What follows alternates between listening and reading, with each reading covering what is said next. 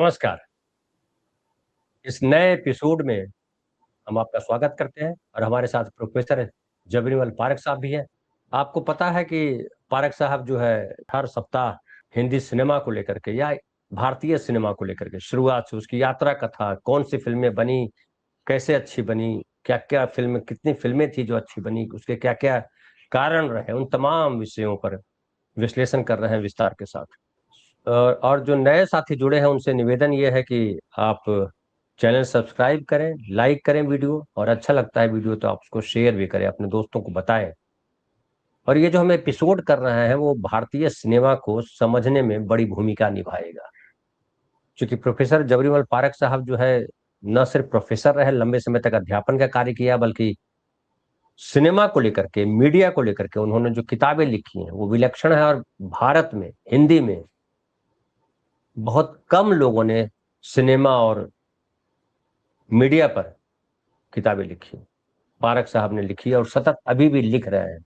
सत्य हिंदी जो चैनल है उस पर संडे को जो सिनेमा संवाद आता है उसमें पारख साहब अवश्य रहते हैं। पारख सर, हम बात कर रहे थे अब सिनेमा के समानांतर सिनेमा की बात करने वाले थे कि कैसे गंभीर सिनेमा जो है एक और रास्ता लिया। जी। नमस्कार सभी सुनने वालों और देखने वालों को। धनंजय जी, आपको भी नमस्कार। अ, आज हम जिसे समानांतर सिनेमा कहते हैं, पैरेलल सिनेमा, उसके बारे में बात करेंगे।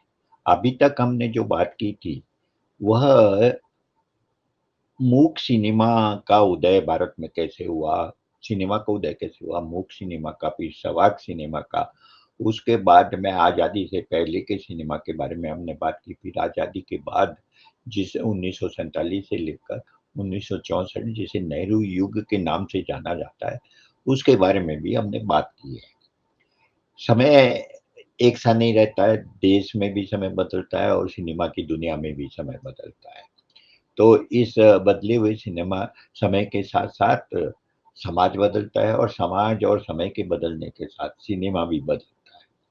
तो आज हम जिस सिनेमा की एक नई धारा की बात करेंगे, वह केवल हिंदी तक सीमित नहीं थी। वो एक तरह से पूरे भारतीय सिनेमा के संदर्भ में महत्वपूर्ण है, जिसे पैरेलल सिनेमा या समानांतर सिनेमा कहते हैं। उसके उदय के क्या कारण थे और उसने क्या प्रभाव छोड़ा भारतीय सिनेमा पर, इसकी हम चर्चा करेंगे और ज़रूरत हुई तो आगे के 1-2 कड़ियों में और इसकी चर्चा कर सकते हैं। 1900 मैंने बताया था कि 1947 में जब देश आज़ाद हुआ, उसके 2 साल बाद ही पंडित जवाहरलाल नेहरू जो भारत के पहले प्रधानमंत्री थे, उन्होंने सिनेमा को लेकर एक कमेटी बनाई थी, पटेल इंक्वायरी कमेटी। एस के पाटिल जो थे, वो उसके अध्यक्ष थे और उन्होंने कई तरह की सिफारिशें की थी।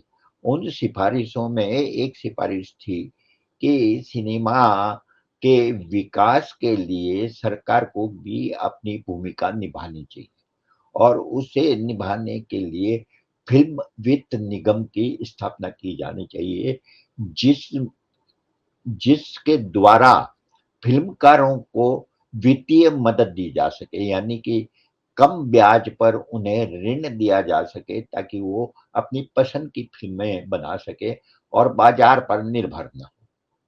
दूसरा एक महत्वपूर्ण सिफारिश उसमें ये थी, फिल्म वित्त निगम की बाद में स्थापना हुई। दूसरी महत्वपूर्ण जो सिफारिश थी वो यह है कि फिल्मों के विकास के लिए ये बहुत ज़रूरी है कि फिल्मों से जुड़े हुए कलाकार, टेक्नीशियन आदि को प्रशिक्षण देने के लिए संस्थाएँ होनी चाहिए और इस दृष्टि से एक संस्थान पुणे के अंदर, जहाँ पर पहले प्रभात स्टूडियो हुआ करता था, वहाँ पर उन्होंने फिल्म इंस्टीट्यूट की स्थापना की 1960 में और जिसका नाम बाद में बदलकर फिल्म एंड टेलीविजन इंस्टीट्यूट हुआ। इसी तरह से एक फ़िल्मों की टेक्नोलॉजी से संबंधित प्रशिक्षण के लिए मद्रास, जिसे बाद में चेन्नई नाम दिया गया, वहाँ पर स्थापित किया गया।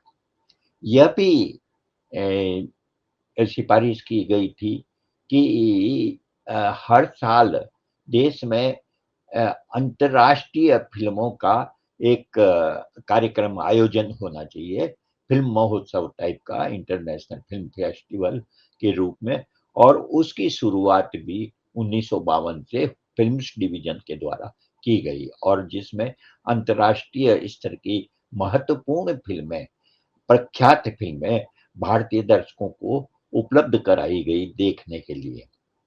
उसके बाद में एक और सिफ़ारिश की गई थी कि उत्कृष्ट फ़िल्मों को राष्ट्रीय पुरस्कार दिया जाना चाहिए। उत्कृष्ट फ़िल्म को भी, फ़िल्म के विभिन्न पक्षों को भी, कलाकारों को भी, निर्देशकों को भी। इस तरह से आप देखेंगे कि ये जो सारी सिफ़ारिशें थी, इन सिफ़ारिशों का, इन संस्तुतियों का सीधा असर आगे आने वाली फ़िल्मों पर और फ़िल्मकारों पर दिखाई देता है। ज़्यादातर संस्थाएँ जो है 1960 या उसके बाद में बनी, जैसे फ़िल्म आर्काइव्स की स्थापना 1964 में हुई, लेकिन फ़िल्म टेलीविज़न इंस्टीट्यूट की, फ़िल्म एंड टेलीविज़न इंस्टीट्यूट की स्थापना जो है 1960 में हुई। लेकिन फ़िल्मों के जो फेस्टिवल है, वो 1952 से शुरू हो गए, 1953 से पुरस्कार शुरू हो गए, और इस तरह से आप देखेंगे कि इन सब चीज़ों ने फ़िल्मकारों को जो है बहुत गहरे रूप में प्रभावित किया। सबसे पहले प्रभाव की दृष्टि से अगर देखें, जिसका समानांतर सिनेमा पर बहुत महत्वपूर्ण प्रभाव दिखाई देता है हमें, वो है अंतर्राष्ट्रीय फ़िल्मों का फेस्टिवल मनाया जाना। इसी के कारण जो है भारतीय फ़िल्मकारों को और भारतीय दर्शकों को विश्व की प्रख्यात फ़िल्मों को देखने का अवसर मिला।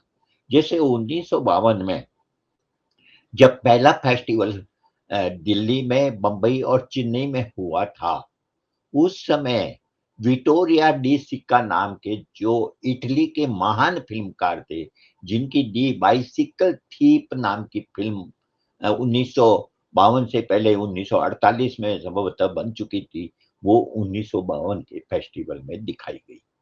और डी सिक्का की इस फ़िल्म का असर भारतीय फ़िल्मकारों पर जो है बहुत गहरा दिखाई देता। वो एक तरह के नव यथार्थवाद की फ़िल्म थी। उसे न्यू वेव सिनेमा भी कहा गया। आप जानते हैं कि न केवल इटली, बल्कि इटली, फ्रांस, जर्मनी, उस समय यूरोप के बहुत सारे देशों में 45 यानी कि दूसरे विश्व युद्ध की समाप्ति के बाद नई तरह का सिनेमा बन रहा था, और इसमें द बाइसिकल थीप जो है एक बहुत महत्वपूर्ण फ़िल्म थी, और इसका प्रभाव हम भारतीय फ़िल्मकारों पर दिखाई देख सकते हैं। हम इसे राज कपूर की फ़िल्मों पर देख सकते हैं, हम इसे ऋत्विक घटक की फ़िल्मों में देख सकते हैं, हम इसे जो है सत्यजीत राय की फ़िल्मों पर देख सकते हैं, मणि कौल की फ़िल्मों पर देख सकते हैं, विमल रॉय की फ़िल्मों पर देख सकते हैं। तो केवल बाइसिकल थीप ही नहीं, और भी जो फ़िल्में यूरोप इन फेस्टिवल के माध्यम से यूरोप, अमेरिका और दूसरे देशों से जापान, चीन वगैरह की फ़िल्में जो देखने को मिल रही थी, उस समय नए फ़िल्मकार जो प्रशिक्षण लेने के लिए 1960 या उसके बाद में फ़िल्म इंस्टीट्यूट में भर्ती हुए, उन लोगों ने उन्हें इस तरह की फ़िल्मों को अपने इंस्टीट्यूट में भी देखने का अवसर मिला, और उन्हें इस बात को समझने में काफ़ी मदद मिली कि फ़िल्म का मतलब केवल हिंदी में बनने वाला पॉपुलर सिनेमा ही नहीं है, बल्कि कई तरह का सिनेमा है। जिसमें इटली का सिनेमा भी है, जिसमें फ्रेंच सिनेमा भी है, जिसमें जर्मन सिनेमा भी है, लेकिन जिसमें भारत में भी बंगला सिनेमा भी है, क्योंकि 1955 में सत्यजीत राय ने पाथेर पांचाली बना ली थी, और उसके बाद ही ऋत्विक घटक ने भी और मृणाल सेन ने भी कई फ़िल्में बनाई। और इस तरह का जो भारत की अन्य भाषाओं में, जैसे मराठी में, तमिल में, मलयालम में, कन्नड़ में, ऐसे कई फ़िल्मकार जो आ रहे थे, उन सब ने मिलकर एक नई तरह के सिनेमा का निर्माण करने की कोशिश की। ये तो एक कारण है, यानी कि जो परिस्थितियाँ सरकार ने जो कदम उठाए फ़िल्मों को लेकर, फ़िल्मों के विकास को लेकर, उसका प्रभाव तो पड़ा ही। आप खुद देखिए कि जिस फ़िल्म इंस्टीट्यूट की स्थापना हुई, उस फ़िल्म इंस्टीट्यूट से बड़े-बड़े कलाकार हमारे यहाँ पर आए। बिल्कुल एक नई जनरेशन आई, जिसमें नसीरुद्दीन शाह, शत्रुघ्न सिन्हा, अ, और भी बहुत सारे, स्मिता पाटिल, जया भादुड़ी, शबाना आज़मी, कई नाम लिए जा सकते हैं, जिन्होंने अभिनय की एक बिल्कुल नई यथार्थवादी शैली की शुरुआत की। ऐसा नहीं है कि इससे पहले अच्छे कलाकार नहीं थे, बहुत अच्छे कलाकार थे, उनसे भी इन लोगों ने सीखा। अशोक कुमार, दिलीप कुमार, गुरुदत्त, नरगिस, मीना कुमारी, ये सब नूतन, ये सब भी बहुत यथार्थवादी सिनेमा, अ, यथार्थवादी अभिनय शैली का अनुकरण कर रहे थे। खास बात ये है कि प्रशिक्षण लेकर जो नए फ़िल्मकार आ रहे थे, वो इस यथार्थवादी अभिनय कला में नए प्रयोग भी कर रहे थे। तो यह एक महत्वपूर्ण बात है। दूसरी बात यह है कि केवल अभिनय का ही प्रशिक्षण नहीं दिया जाता था, निर्देशन का प्रशिक्षण भी दिया जाता था।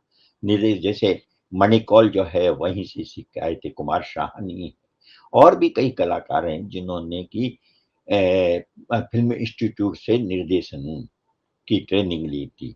मणिकौल ने अभिनय में पहले प्रवेश लिया था, लेकिन बाद में उन्होंने निर्देशन में अपना डिप्लोमा पूरा किया था। तो आप देखेंगे कि कई लोग जो है वो अलग-अलग क्षेत्रों में, अभिनय में, स्क्रिप्ट राइटिंग में, कैमरा किस तरह से संचालन करना है, साउंड रिकॉर्डिस्ट किस तरह के होने चाहिए, ये सब ट्रेनिंग जो है इन इंस्टीट्यूट इंस्टीट्यूशन में जो है उन्हें ट्रेनिंग मिली, और उस ट्रेनिंग का असर बहुत दूर तक हिंदी सिनेमा पर पड़ा। और सबसे बड़ी बात यह है कि उन्होंने ये समझा कि केवल लोकप्रियता नहीं, कुछ अलग तरह का सिनेमा बनाया जाना चाहिए, जो कलात्मक दृष्टि से भी उत्कृष्ट हो। इसका कतई ये मतलब नहीं है कि इनसे पहले जो हिंदुस्तान में फ़िल्म बना रहे थे, हिंदी में, जैसे बिमल रॉय हो, महबूब हो, राज कपूर हो, गुरुदत्त हो, अमीर चक्रवर्ती हो, ये भी बहुत महत्वपूर्ण सिनेमा बना रहे थे।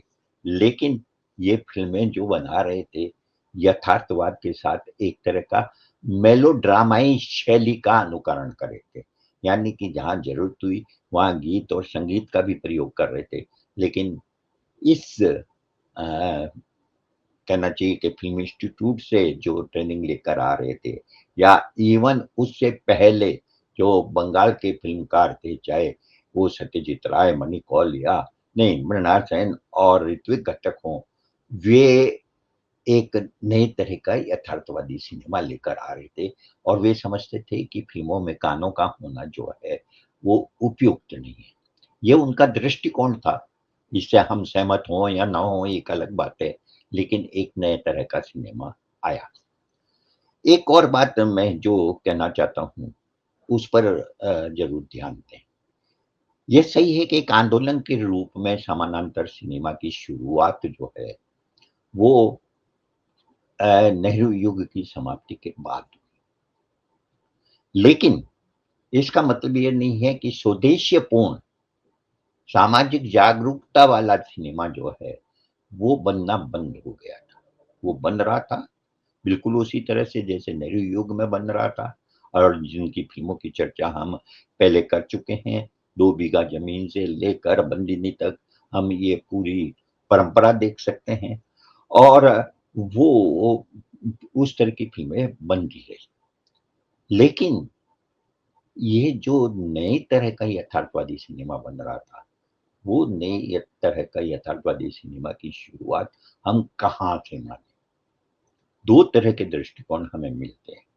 एक तो यह है कि 1966 में बासु भट्टाचार्य ने एक फ़िल्म बनाई, फणीश्वर नाथ रेणु, की कहानी तीसरी कसम उर्फ मारे गए गुलफाम। इस फिल्म के निर्माता थे प्रसिद्ध गीतकार शैलेंद्र, जो खुद भी बिहार के थे। उन्होंने जब ये कहानी पढ़ी, उन्हें ये कहानी पढ़ने के लिए प्रेरित किया था नवेंदु घोष ने, जो हिंदी सिनेमा में पटकथा लिखते थे।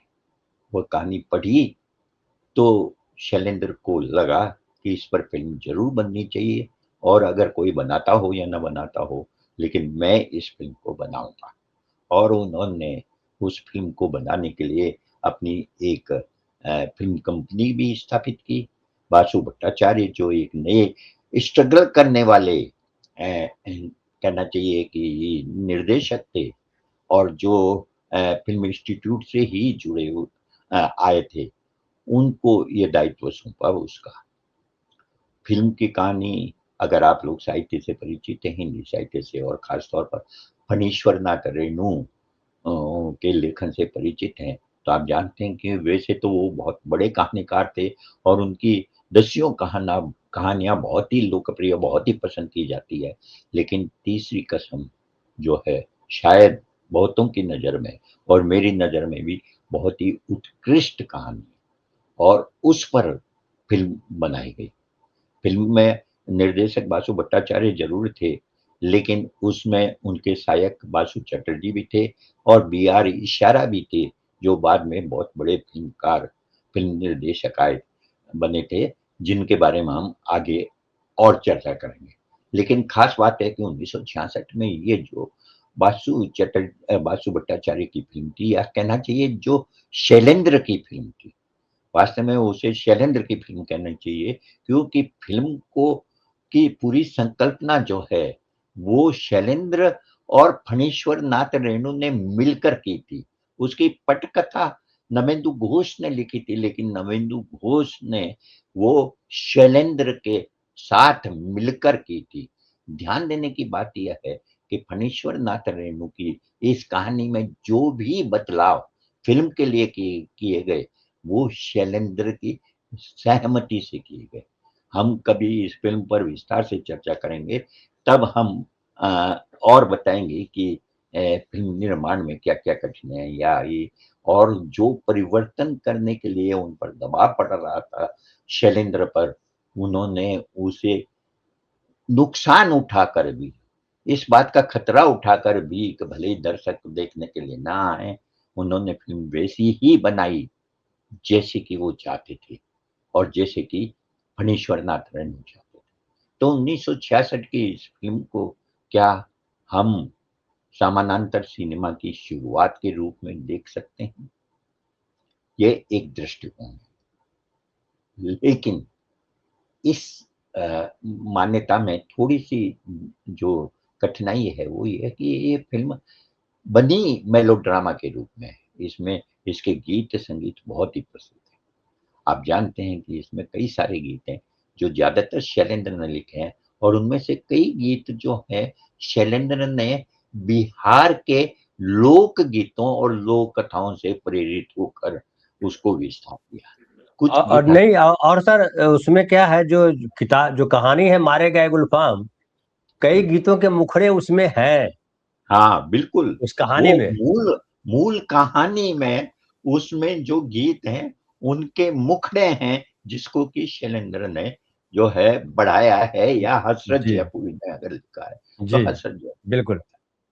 तो इस दृष्टि से इस फिल्म पर तो हम अलग से पूरा एक कार्यक्रम करेंगे, क्योंकि ये बहुत महत्वपूर्ण है। लेकिन मैं जो बात कहना चाहता हूँ वो यह है कि क्या फणीश्वर नाथ रेणु की इस फिल्म से हम समानांतर सिनेमा की शुरुआत माने, या उन फिल्मकारों के द्वारा जो जिन्होंने बाद में फिल्में बनाई और जिसमें गीत संगीत या नृत्य नहीं है, उनसे माने? मेरा अपना विचार यह है कि शैलेंद्र हो, फणीश्वर नाथ रेणु हो, बासु भट्टाचार्य हो, बासु चटर्जी हो, ये सब उस नई जनरेशन की नई सोच को अभिव्यक्त करने वाले थे।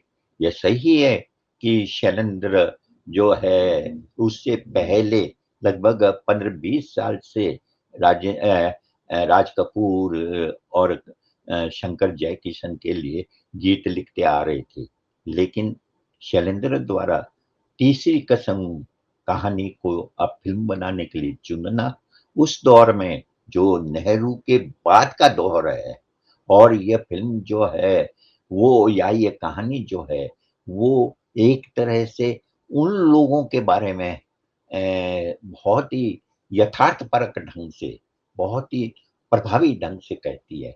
इसलिए बहुत सारे लोग समानांतर सिनेमा की शुरुआत तीसरी कसम से मानते हैं। लेकिन इसके अलावा एक और दृष्टिकोण है, और उस दृष्टिकोण के अनुसार भारतीय सिनेमा में समानांतर सिनेमा की शुरुआत जो है वो 1969 से मानी जानी चाहिए। 1969 का साल बहुत महत्वपूर्ण है। उस साल 3 फिल्में बनी, और उन 3 फिल्मों को फिल्में जो बनी, वो तीनों फिल्मों को समानांतर सिनेमा की शुरुआत के रूप में देखा जाता है। मणिकौल जो फिल्म इंस्टीट्यूट से निर्देशन का डिप्लोमा लेकर आए थे, उन्होंने फिल्म बनाई थी। मोहन राकेश की कहानी उसकी रोटी पर उन्होंने उसकी रोटी फिल्म बनाई। दूसरे फिल्मकार जो थे वो थे बासु चटर्जी, जो इस फिल्म जिसकी चर्चा हम अभी कर रहे थे, तीसरी कसम, उसके सहायक निर्देशक थे। और उन्होंने सारा आकाश नाम की फिल्म बनाई, जो राजेंद्र यादव के इसी नाम के उपन्यास पर आधारित थी। और तीसरी फिल्म जो है भुवन शोम, जिसे मृणाल सेन ने बनाया था हिंदी में, और ये तीनों फिल्में एक ही साल रिलीज हुई थी, 1969 में। और ये तीनों फिल्में बिल्कुल एक नए मिजाज की, नए तरह से यथार्थवाद को पेश करने वाली फिल्म। तो हम इस पर और आगे विस्तार से बात करें, इससे पहले एक बिंदु को समझना जरूरी है कि आखिर ये समानांतर सिनेमा का आंदोलन क्यों शुरू हुआ। सर इसमें एक और विस्तार दे दीजिएगा हमारे जो दर्शक हैं जो सिनेमा को बढ़िया से नहीं समझते हैं उनके लिए, कि ये समानांतर सिनेमा इसको क्यों कहा गया, 2 लाइन में इसको भी बता दीजिएगा जी। हाँ, बिल्कुल बिल्कुल। तो हम इसी पर आ रहा था मैं।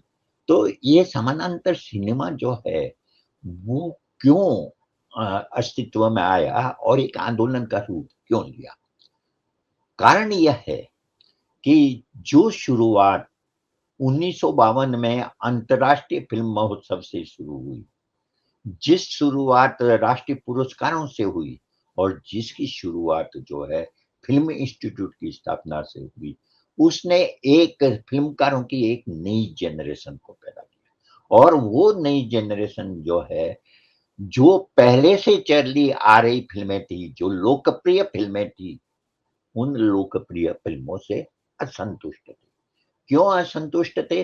क्योंकि वो न्यू वेव का सिनेमा, यूरोप का न्यू वेव का सिनेमा देख चुके थे, नव यथार्थवादी सिनेमा देख चुके थे, और उन्हें यह, और बंगाल के सत्यजीत राय और ऋत्विक घटक का फिल्म देख चुके थे।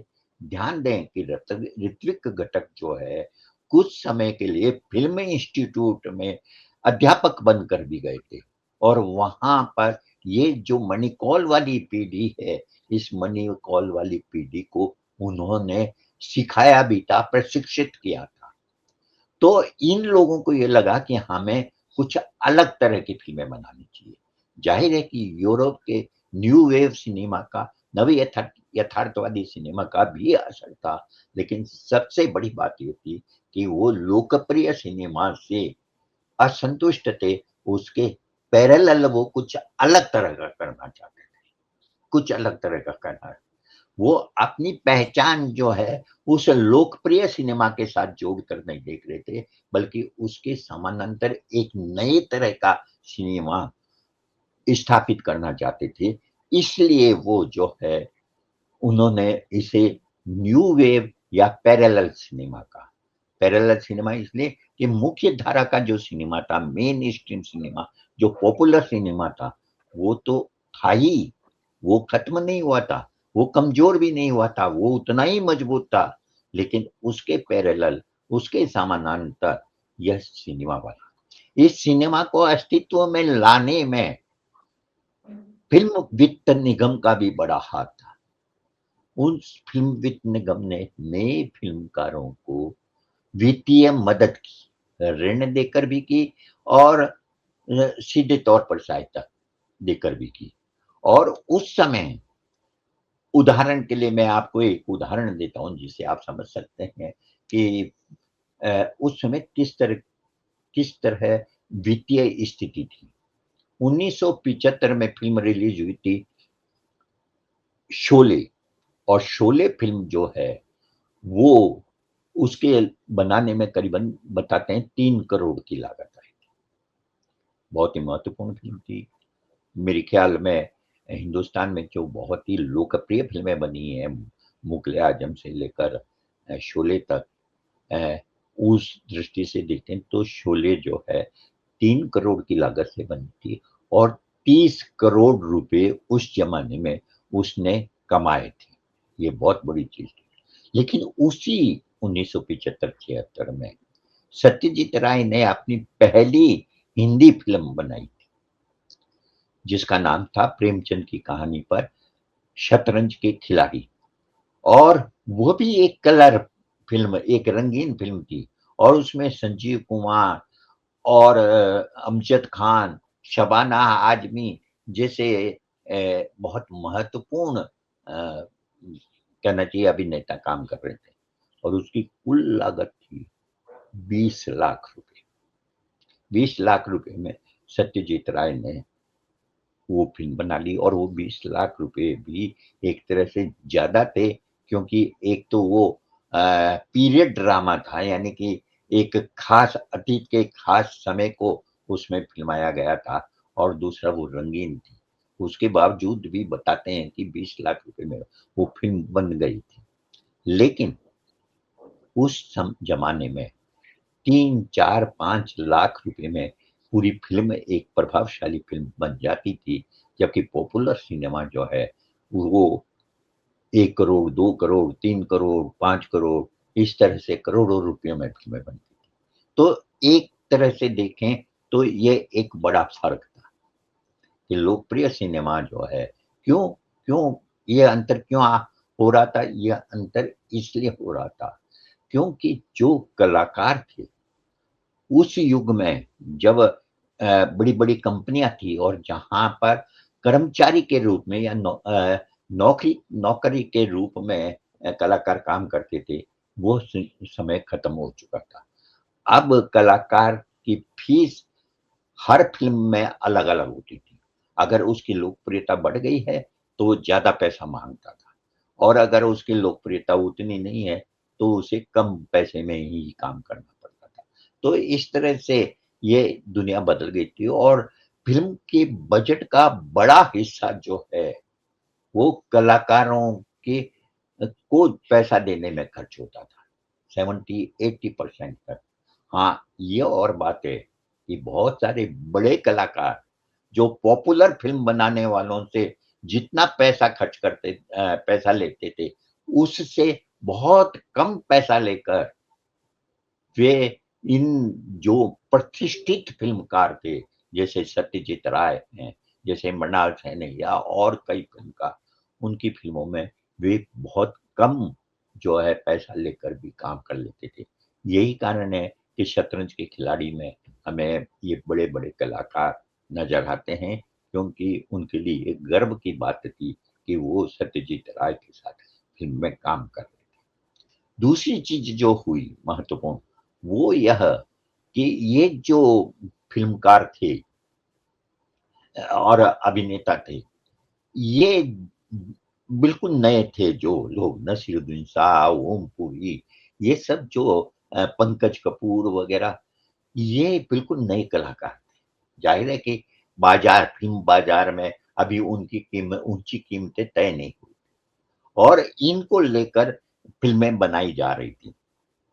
लेकिन इन फ़िल्मों ने उनको बड़े-बड़े कलाकार बना दिया। आज जो स्थान पंकज कपूर का, नसीरुद्दीन शाह का, स्मिता पाटिल का, शबाना आज़मी का, हम जिस रूप में उन्हें बड़े कलाकारों के रूप में जानते हैं, वो इसी कारण से कि उन्होंने उन समानांतर सिनेमा में काम किया था। और यह बहुत महत्वपूर्ण बात है कि इस धारा ने इतने बड़े-बड़े कलाकार, बड़े-बड़े निर्देशक जिनकी चर्चा हम आगे और करेंगे। एक और महत्वपूर्ण पक्ष जो समानांतर सिनेमा से संबंधित है कि ये जो नए तरह का यथार्थ इन फ़िल्मों में पैदा हो रहा था, प्रस्तुत किया जा रहा था, उस नई यथार्थ की प्रेरणा इन नए फ़िल्मकारों को कैसे, कहाँ से मिल रही थी? एक बात। और दूसरी बात इस पर कि सरकार के पैसे से बनने वाला यह सिनेमा जो है, जो सरकार की बहुत तीखी आलोचना भी प्रस्तुत करता था, उसके बावजूद सरकार उनको मदद करती थी, उनको फ़िल्म बनाने की पूरी छूट दी जाती थी। और ये बहुत महत्वपूर्ण है, ये इसलिए भी महत्वपूर्ण है कि आज जो माहौल है सिनेमा के फ़िल्म बनाने वालों के लिए जो स्वतंत्रता चाहिए, वो स्वतंत्रता उस ज़माने में जो जिस समय इंदिरा गांधी भारत की प्रधानमंत्री थी, उस ज़माने में फ़िल्मकारों को उपलब्ध थी, उनको मदद भी मिलती थी, उनको सरकारी मदद भी मिलती थी। हाँ, एक क्षेत्र ऐसा था, जहाँ सरकार को जो काम करना चाहिए था वितरण का, उस दिशा में कुछ कदम उठाने चाहिए थे, वो नहीं उठाए। उस पर भी हम अगली बार समानांतर सिनेमा पर इस चर्चा करते हुए करेंगे। जी, धन्यवाद। जी। बहुत-बहुत धन्यवाद सर आपका। और एपिसोड कैसा लगा वो ज़रूर लिखते रहिए। और सिनेमा के हर पहलुओं पर अभी तो पारक सर यात्रा कथा बता रहे हैं। यात्रा कथा के बाद फिर जब फ़िल्मों पर उतरेंगे, एक-एक फ़िल्म पे बात करेंगे तो और मनोरंजक होगा, और हम फिर कई सारे सवाल आपके भी लेंगे, हम अपनी तरफ से भी सवाल करेंगे, और हम समझेंगे सिनेमा को कंप्लीट, या कहिए कि पूर्णता में सिनेमा को समझेंगे, वो चाहे समानांतर सिनेमा हो, चाहे लोकप्रिय सिनेमा हो, दोनों सिनेमा को। बहुत-बहुत धन्यवाद। मिलते हैं फिर अगले एपिसोड में।